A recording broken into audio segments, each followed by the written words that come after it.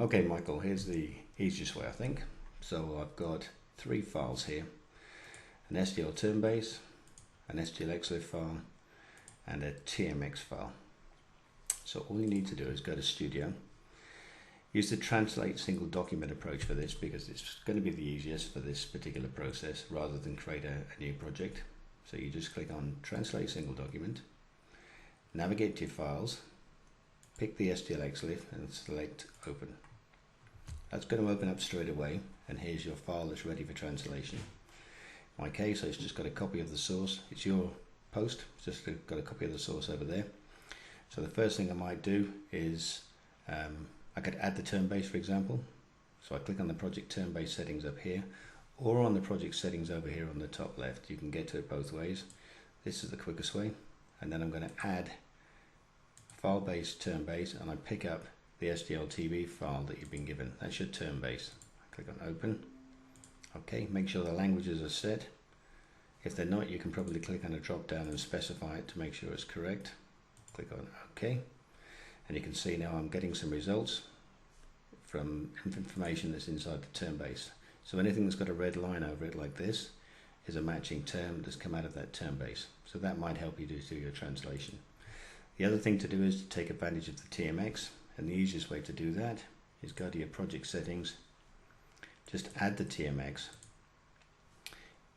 You won't see it immediately, so you need to click on the drop down here and look for the TMX files, and then you'll be able to see the TMX.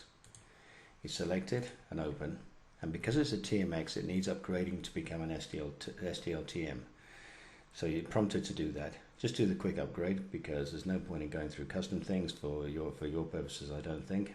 Click on the quick upgrade, it'll do it for you. You can delete the temporary files and it will add an SDL term base to that folder. And now when you click on OK, you can see I'm now getting a result from my translation memory. What you might want to do is to pre-translate your file first of all based on what's in the TM. It might be helpful, so you can click on the batch task to do that, then pre-translate files, click on next. Maybe a good idea, just reduce the value so you get some matches in there. You can leave it at 100% if you're only interested in 100% matches, but you might want to see if there's anything else in there. Click finish, it'll run through, pre-translate the file for you, open it up again, and in my case it's translated the entire file because I've been through and done it once already. So I've got a completed translation, and that's it.